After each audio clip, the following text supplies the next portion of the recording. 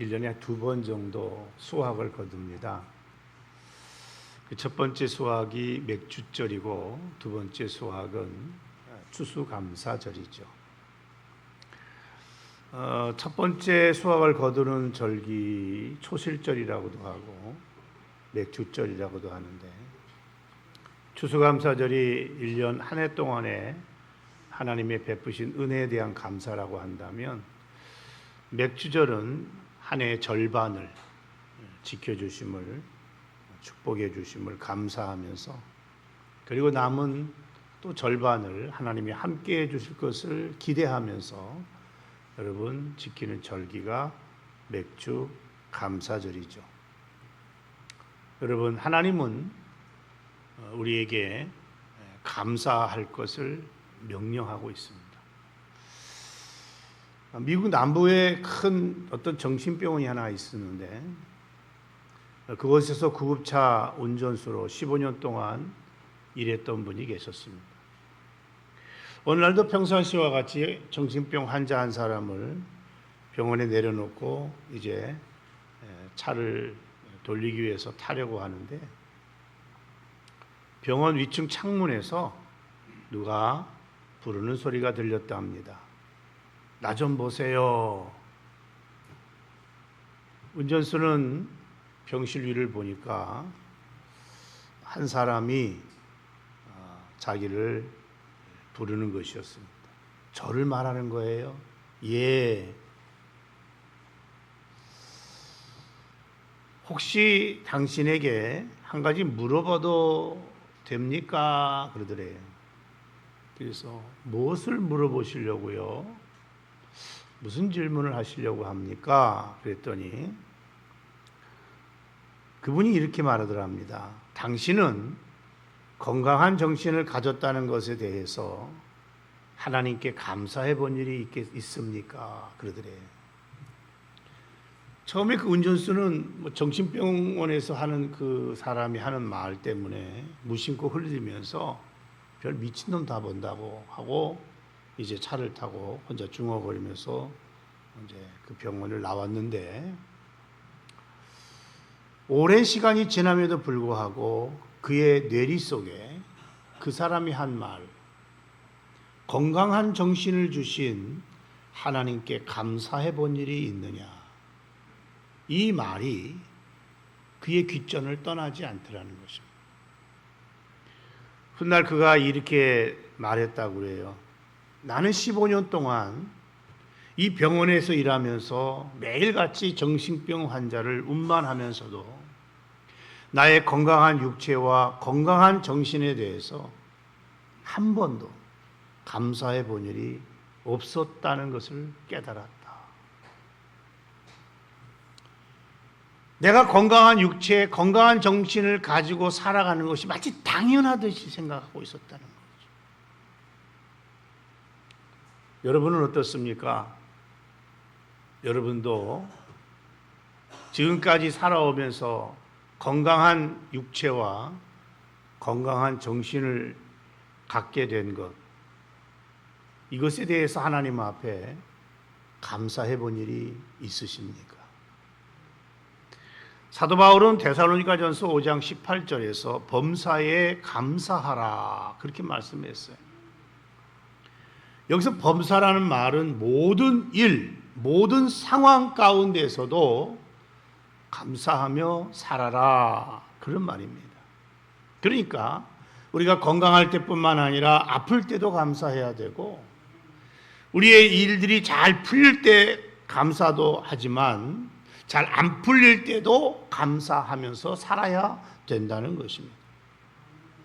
우리가 이 땅을 살아갈 때에 잘 일들이 해결되어져서 잘 먹고 잘 살 때도 감사해야 되지만, 때로는 못 살 때도 감사하며 살아야 된다는 것입니다. 성경은 모든 경우에 감사하라고, 그래서 범사에 감사하라고 우리에게 말씀하고 있습니다. 그럼 왜 감사해야 되느냐? 성경은 말하기를 그것은 그리스도 예수 안에서 너희를 향하신 하나님의 뜻이기 때문이라고 말씀합니다. 그렇습니다. 여러분, 우리는 어떤 상황 속에서도 감사하며 살아야 될 하나님의 자녀가 여러분 된 줄로 믿습니다. 미국의 어떤 부흥사 한 분이 집회하기 위해서 버스를 탔대요. 그런데 여러분, 이 버스에 누가 또 탔는가 하면은 아주 뚱뚱한 마치 레슬링 선수와 같은 흑인 여자분이 아이 5을 데리고 버스에 올라와서 그 부흥사 옆에 앉았는데, 이 여인이 자기 아이들도 앉게 하기 위해서 힘으로 엉덩이를 가지고 툭툭 치면서 밀더래요. 힘에 의해서 이 목사님이 밀려서 구석이 처박히게 됐어요. 목사님이 가만히 생각해 보니까 기분이 안 좋더랍니다. 화가 치밀 올랐어요. 그래가지고 한마디를 하려고 했는데 갑자기 성경 말씀에 범사에 뭐하라? 감사하라는 말씀이 떠오르라는 것이죠. 그래서 마음을 고쳐먹고, 그러면 이럴 경우에 내가 어떤 감사를 하나님 앞에 드려야 되는가 하고 고민을 했답니다. 근데 아무리 생각을 해도 감사할 조건이 생각이 나지 않더라는 거예요. 그러다가 한참 후에 감사의 조건 하나가 딱 떠오르더라는 거예요. 그래서 그가 기도했대요. 어떤 기도를 드렸느냐? 하나님 감사합니다. 정말 감사합니다. 옆에 있는 이 여자가 나의 아내가 아닌 것을 정말로 감사합니다.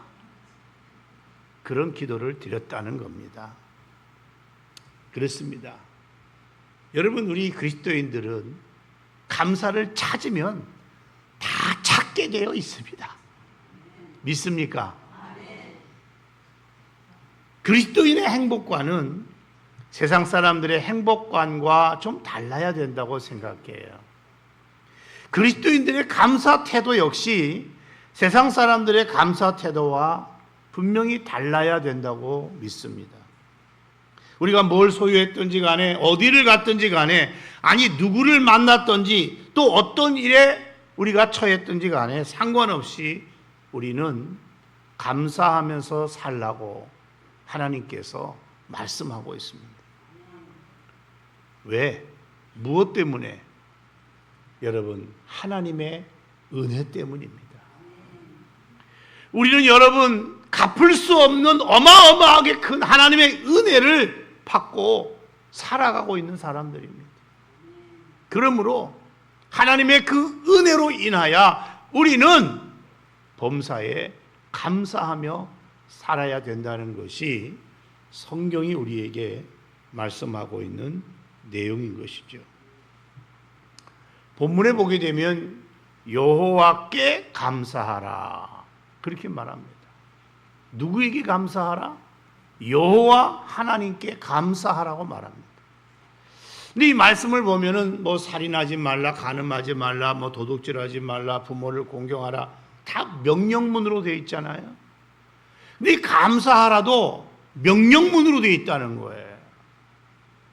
여러분, 그렇다면 우리는 하나님의 이 명령 앞에 순종해야 된다는 것이죠. 감사해도 좋고 안 해도 좋은 게 아니라 반드시 감사해야 되고, 아니 감사하며 살아야 된다는 것입니다. 그러므로 여러분, 저와 여러분은 말씀을 따라 감사하며 살아가기를 바랍니다. 아니 환경과 상관없이 감사하기 바라고, 조건과 상관없이 여러분 감사하기를 바랍니다.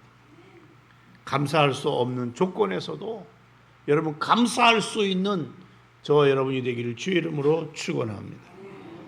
오늘 본문에 보게 되면 우리가 하나님 앞에 감사할 수 있는 구체적인 이유들에 대하여 몇 가지 말씀하고 있는 것을 찾아볼 수 있습니다.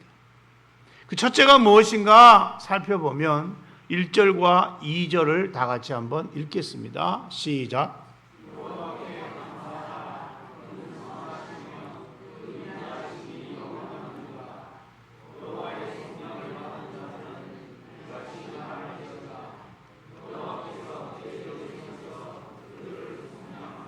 아멘. 여러분, 여호와께서 그들을 뭐 했다고요? 속량하셨다고 그랬잖아요. 이 속량이라는 말은 구속하셨다, 구원하셨다, 그런 말이에요. 그러니까 하나님께서 저와 여러분을 구속하신, 구원하신, 속량하신 그 은혜 때문에 우리는 하나님 앞에 감사해야 된다는 말씀입니다. 이스라엘 역사를 보게 되면 우리나라와 참 비슷한 한 가지 특징을 가지고 있는데, 그것은 바로 수많은 외세로부터 많은 어려움을 당한 민족이요 나라였다는 것입니다. 430년 동안 애굽의 나라에서 어려움을 당했어요. 70년 동안 바벨론에 의해서 어려움을 당했어요. 그뿐입니까? 우리가 성경의 역사를 살펴보게 되면 블레셋에 의해서 미디안, 암몬, 모압, 아수르 등 수많은 외세들에 의해서 이스라엘 민족은 말로 다 할 수 없는 어려움을 겪었던 것을 찾아볼 수가 있습니다. 그런데 이스라엘 민족은 그 많은 어려움 가운데서도 하나님께서 그들과 함께 해주시고 그들을 지켜주시고 그들을 건져주시고 그들을 구원받게 해주셨어요. 그러니까 한마디로 말하면 구속함을 받은 거예요. 3절에 보게 되면 동서남북 각 지방에서부터 모으셨다, 그렇게 말씀하잖아요. 여러분, 이스라엘 백성은 바벨론에 의해서 멸망을 당한 후에 전 세계로 뿔뿔이 흩어졌어요. 그런데 하나님이 70년 만에 다들을 다시 불러 모았어요. 다 예루살렘으로 불러 모았어요. 하나님의 은혜로 말미암아, 구속하신 은혜로 말미암아 예루살렘에 돌아와서 나라를 다시 회복할 수 있도록 해 주셨다고 성경은 말씀하고 있습니다. 그러니까 이스라엘 역사는요, 한마디로 말하면 하나님의 구속 역사라고 할 수가 있습니다. 그러므로 성경은 말합니다. 구속하신 하나님의 은혜에 감사하라. 오늘 저와 여러분에게서 말합니다. 너희를 죄 가운데에서 구원하신 하나님 앞에 감사하라. 여러분, 우리가 중요한 한 가지 사실을 알아야 될 것이 있는데, 오늘 성경에 보면 대적의 손에서 속량하셨다, 이 구속했다는 말인데, 여호와께서 너희들을 구원해 주셨다, 구원함을 받았다는 거죠. 이 말은요, 이스라엘 백성들이 단지 정치적인 자유나 해방만 이야기하고 그것을 생각하면 안 된다는 거예요. 우리 이 말을 영적인 의미로 해석할 수 있어야 됩니다. 다시 말하면 이스라엘 민족을 향하여 주시는 그 말씀은 오늘 저와 여러분을 위하여 동일하게 주시는 말씀이라고 볼 때에, 오늘 저와 여러분도 하나님의 구원과 구속함을 받았어요. 예수 그리스도를 믿음으로 말미암아 하나님의 자녀가 되었고 죄에서 해방되었고 영원한 하나님의 나라를 상속받는 복의 사람이 되어졌어요. 우리는 그런 의미에서 하나님의 자녀지만 영적으로 말하면 영적인 이스라엘이 된 거예요. 여러분, 하나님께서는요, 그동안 죄의 종살이를 하던 저와 여러분을 은혜로, 사랑으로 여러분 제사함을 베풀어 주시고 죄로부터 자유함을 주시고 우리를 구속해 주셨어요. 우리 이것을 뭐라고 그러죠? 하나님의 은혜라고 말하잖아요. 여러분, 우리 모두는 하나님의 은혜를 받은 사람들입니다. 믿습니까?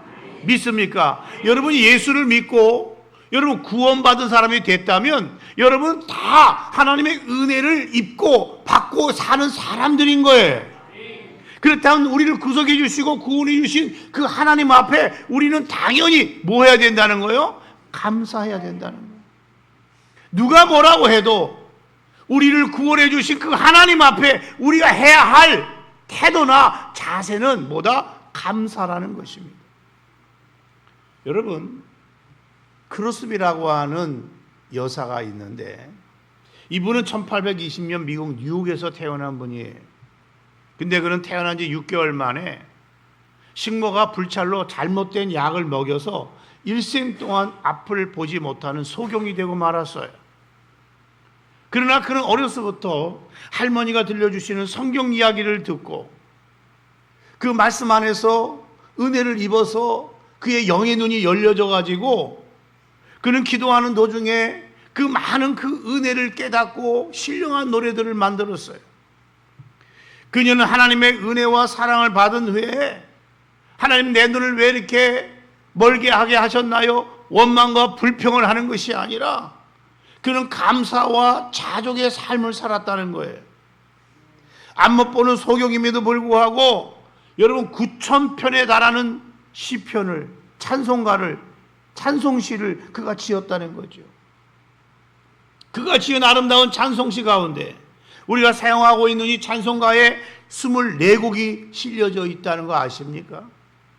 그 중에 대표적인 작품이 찬송가 288장에 나와 있어요. 거기서는 이렇게 고백해요. 1절에 예수를 나의 구주 삼고 성령과 피로써 거듭나니 이 세상에서 내 영혼이 하늘의 영광 누리도다. 이것이 나의 간증이요 이것이 나의 찬송일세. 나 사는 동안 끊임없이 구주를 찬송하리로다. 3절에 보게 되면 더 귀한 고백이 나와요. 주 안에 기쁨 누림으로 마음의 풍랑이 잔잔하니 세상과 나는 간 곳 없고 구속한 주만 보이도다. 이것이 나의 간증이요 이것이 나의 찬송일세. 나 사는 동안 끊임없이 구주를 찬송하리로다. 자신의 눈은 보이지 않지만 누가 보인다는 거예요? 구속한 주가 보인다는 거예요. 이것이 크로스비 여사의 고백인 것을 여러분 아십니까? 그는 또 말합니다. 주 안에서 자신은 기쁨을 누린다고 고백하고 있어요. 이것이 그의 간증이라는 거예요.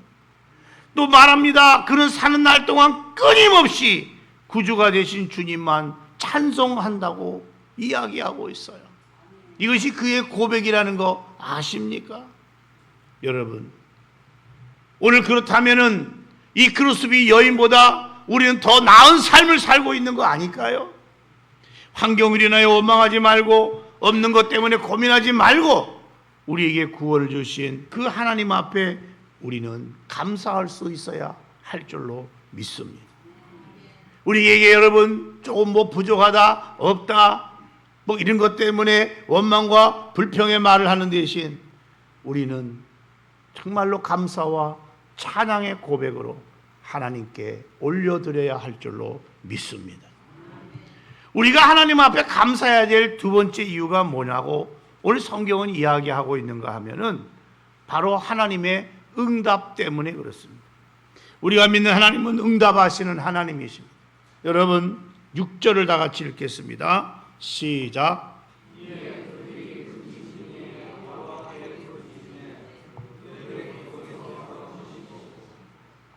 6절에 보게 되면 근심 중에 여호와께 부르짖었더니 그 고통에서 나를 건져주신 하나님이다.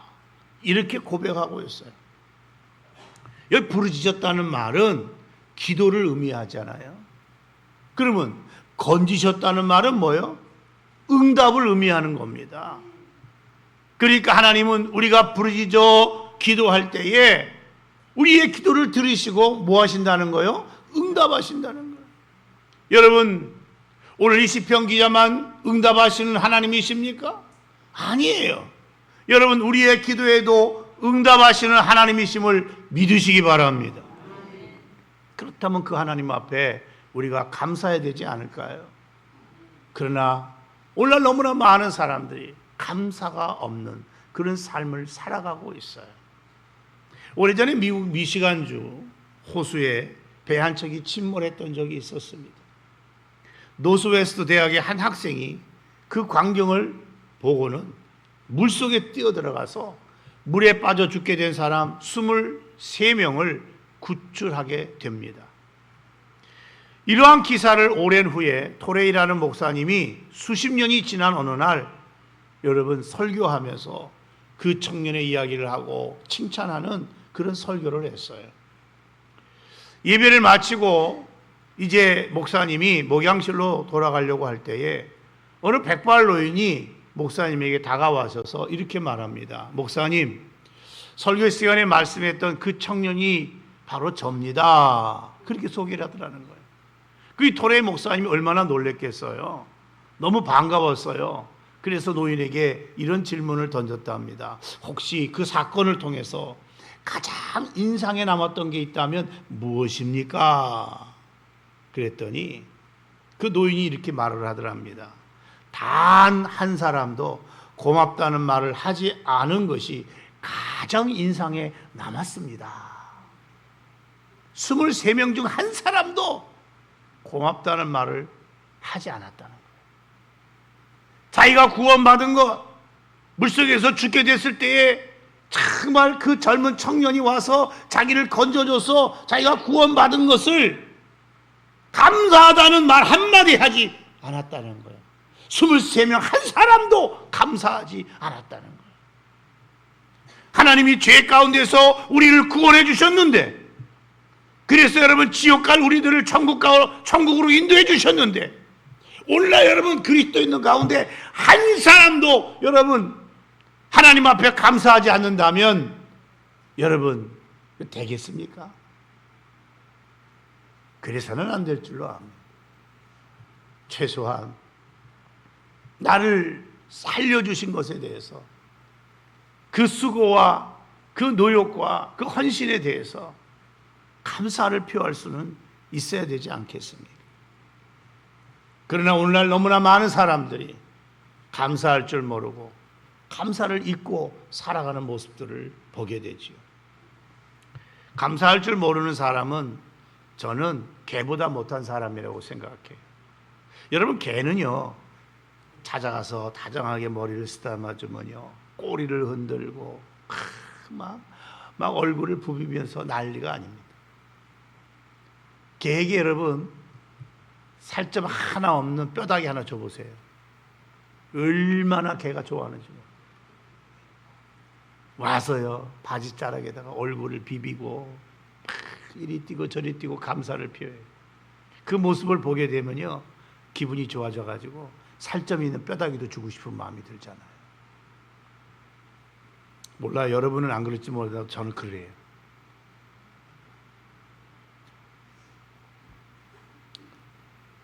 인간 세상도 마찬가지 아닐까요? 누가 신세를 지거나 은혜를 받았을 때 와서 감사를 표하면 그 은혜에 고맙다고 그러면은 얼마나 여러분 기분이 좋겠어요. 어느 선교하는 부부를 만났습니다. 그분의 얘기를 들었는데, 그분은 어려운 교회를, 주변에 어려운 교회를 돕기 위해서 매달 30만 원씩 돕고 있었습니다. 그런데 여러분, 오직 한 교회만 고맙다고, 감사하다고 그러더라는 거예요. 그래서 감사가 없이 마치 당연하다 생각하는 그 교회들은 당장은 끊을 수 없고 한 1년만 도와주고, 감사하다고 이야기한 그 교회는 계속해서 도와주고 싶더래요. 그거 인간의 마음이에요. 저는 하나님도 마찬가지라고 생각해요. 여러분이 언제 하나님이 가장 기뻐하실까요? 은혜를 베풀어도 감사할 줄 모를 때? 아니요. 여러분 하나님의 은혜를 받고 여러분 감사할 때, 그 감사를 받고 영광을 받으실 때에 하나님이 기뻐하시는 줄로 믿습니다. 하나님은요 우리가 드리는 감사를 통해서 영광을 받으시고 기쁨을 누리시는 분인 걸 아십니까? 아니, 우리가 감사할 때 하나님은요 베푸신 것보다 더 많은 것을 부어주시고 축복해 주시기를 원하시는 분인 거 믿으십니까? 지난 반년 동안 우리의 기도에 응답해 주시고 알게 모르게 우리를 눈동자처럼 지켜주시고 보호해 주신 하나님, 우린 이 맥주감사주일에 그 하나님 앞에 감사할 수 있는 저와 여러분이 되어져야 할 줄로 믿습니다. 세 번째로 우리 7절을 다 같이 한번 읽겠습니다. 시작.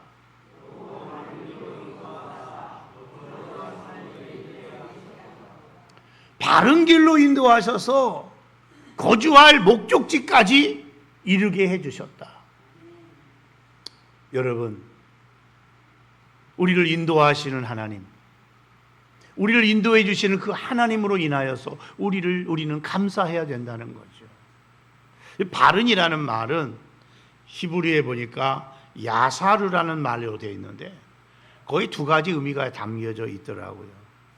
하나는 꾸불꾸불하지 않고 고든이라는 의미가 있고, 또 하나는 가장 알맞는, 가장 적합한이라는 또 하나의 의미가 그 단어 안에 담겨져 있었어요. 여러분, 하나님이 어떤 분입니까?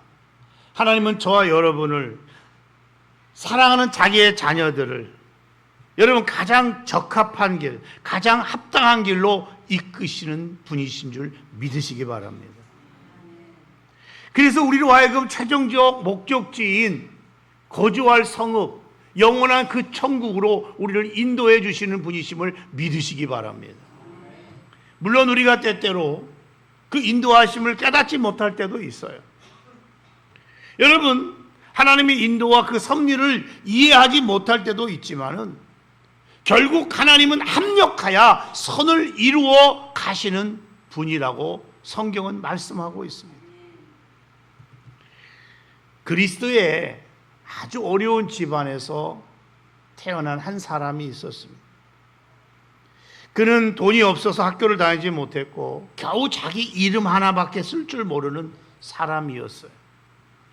어느 날 은행에서 수의를 모집한다는 공고를 듣고는 응시를 했습니다.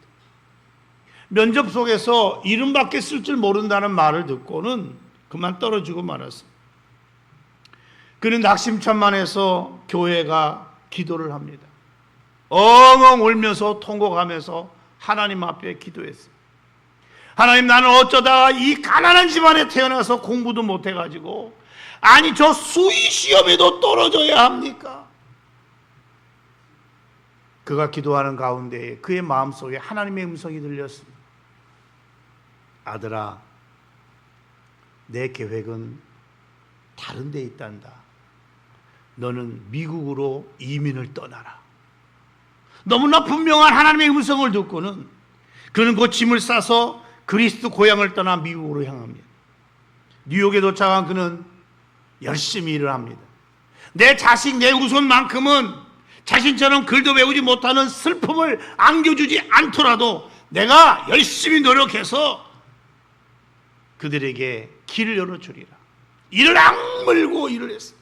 열심히 일한 덕분에 돈을 많이 모으게 되었고 사업을 하게 되는데 놀랍게도 사업이 번창해서 그가 중년기에 이르렀을 때에는 금융가인 월가에서도 알아주는 그런 인물이 되었습니다. 그가 60회 생일 파티에 저명한 재계 인사들이 많이 참석을 하였고 그 파티에 참석했던 한 기자가 그에게 이렇게 말을 합니다.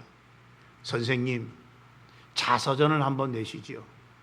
선생님이야말로 자서전을 낼 만한 분이 아니겠습니까? 그때 그가 그 기자에게 싱긋 웃으면서, 기자 양반, 나는 내 이름밖에 쓸 줄을 모른답니다. 그 말을 들은 기자가 참 애석하다는 듯이, 만일 선생님이 그를 알았더라면 더 훌륭한 일을 하셨을 텐데요, 그렇게 말을 했습니다. 그러자 이분이 하는 말이, 아니요, 그걸 모르는 말씀입니다. 내가 만약 그를 알았더라면 나는 기껏해야 그리스에 있는 한 은행의 수의장이나 되었을 것입니다. 그러나 내가 그를 몰랐기 때문에 수의 채용에 떨어졌으므로 오늘날 지금의 내가 될 수가 있었던 겁니다.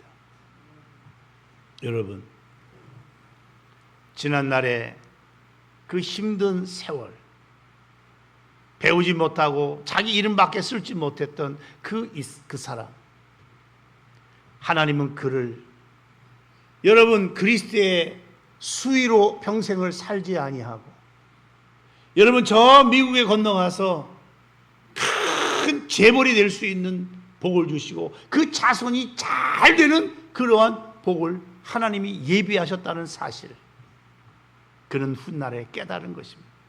마치 요셉이 말합니다. 내가 애굽에 온 것은 형들이 나를 보냈지만 형들이 보낸 게 아니야.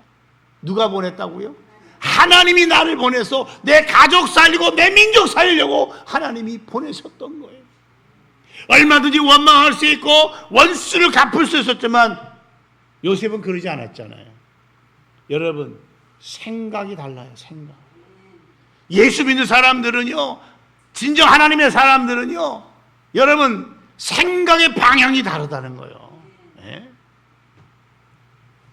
로마서 8장 28절에는 이렇게 말씀합니다. 우리가 알거니와 하나님을 사랑하는 자, 곧 그 뜻대로 부르심을 입은 자들에게는 모든 것이 합력하여 선을 이루느니라. 여러분, 하나님의 생각은 우리 생각보다 크다는 사실을 믿으십니까? 하나님의 계획은 우리의 계획보다 더 깊고 높다는 사실을 믿으십니까? 그래서 하나님은 우리 가정, 우리 교회 가장 합당하고 가장 알맞은 길로 우리를 인도해 주실 걸 믿으시기 바랍니다.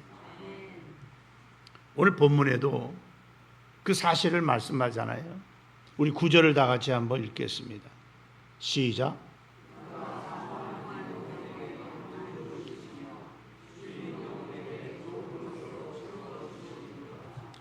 하나님은요, 우리에게 좋은 것으로 만족하게 채워주신다고 그랬어요. 그래서 결국 우리를 풍요 가운데로 인도하신다는 거예요. 그래서 우리들은요, 어떤 상황 가운데 있더라도 하나님의 그 인도하심을 바라보고 기대하면서 소망할 수가 있는 거예요. 왜? 하나님은 나를 인도하실 것이다. 가장 좋은 길로, 가장 좋은 선택할 수 있도록, 가장 좋은 방향으로 나를 인도해 주실 것이다. 여러분, 믿으시면 아멘 합시다. 가장 적합한 길로 인도해 주실 그 하나님 앞에 감사할 수 있기를 주의 이름으로 축원합니다. 오늘은 우리가 잘 아시는 대로 1년에 한 번, 여러분 한 해의 절반에 우리가 지키는 맥주감사주일이죠. 물론 우리는 농업을 하지 않습니다. 농사 짓지 않기 때문에 추수하고는 전혀 상관없는 그런 생활을 하고 있어요. 그러나 저와 여러분 누구도 하나님의 은혜를 받지 아니하고 사는 사람이 있을까요? 없습니다. 우리는 직접적으로 하나님의 역사하심을 물론 체험하기도 합니다만은 간접적으로 때로는 자연환경을 통해서 하나님의 은혜를 체험하면서 지금까지 반년을 살아왔습니다. 또 크든지 작든지 여러 모양으로 우리의 기도에 응답하여 주신 하나님의 은혜를 체험하면서 살아왔습니다. 지금까지 우리를 인도해 주셨습니다. 앞으로도 우리를 가장 합당하고 가장 적합한 길로 우리를 인도하기를 원하시는 분이 누구다? 하나님이십니다. 그러므로 우리는 하나님 앞에 감사할 수 있어야 됩니다. 하나님은 없는 것을 보지 않으십니다. 하나님은 이미 우리에게 주신 은혜를 우리가 기억하기를 원하십니다. 여러분, 감사는요, 없는 것을 보는 눈이 아니고 이미 받은 은혜를 세는 믿음의 눈입니다. 하나님의 은혜를 한번 생각해 보시기 바랍니다. 하나님이 나에게 내려주신 복이 무엇이 있는지, 어떤 것이 있는지 여러분 곰곰이 한번 세어보시기 바랍니다. 그러면 생각 외로 너무나 많이 있었음을 깨닫게 될 것입니다. 그러면 불평은 사라지고 하나님 앞에 감사와 찬양이 우리의 입에서 나오게 될 것입니다. 뇌성마비 시인이었던 송명희 자매를 혹시 아십니까? 그 자매는 손가락 하나 제대로 움직이지 못하고 혼자서는 거동도 못할 뿐 아니라 음식도 제대로 먹지 못하는 중증 뇌성마비 환자입니다. 근데 여러분, 이 송명희 자매는요, 비록 건강은 없어도, 가진 지식은 없어도 공평하신 하나님의 은혜에 늘 감사하면서 하나님을 찬양하는 수많은 시를 지었어요. 그 가운데 여러분, 범사에 감사라는 시를 지었는데 잠시 소개하면 이렇습니다. 감사절에만 감사하는 자여 범사에 감사하라. 고난 주간에만 주의 고난을 기억하는 자여 주의 죽으심을 언제나 기억하라.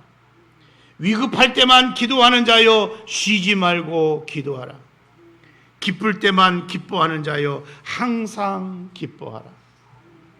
여러분, 감사는 지난 은혜를 기억하는 일이며 동시에 앞으로 베푸실 은혜를 믿는 신앙의 고백인 것입니다.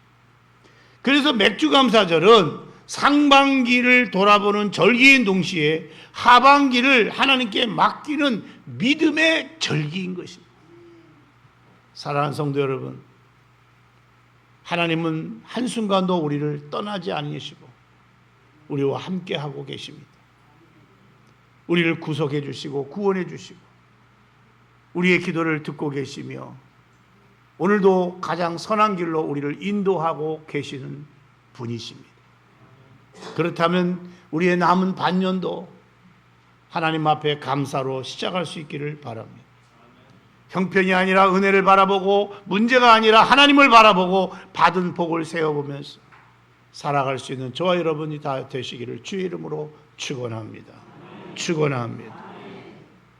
성경은 오늘 이렇게 말씀합니다. 여호와께 감사하라. 그는 선하시며 그 인자하심이 영원함이로다. 우리 잠시 한번 기도합시다.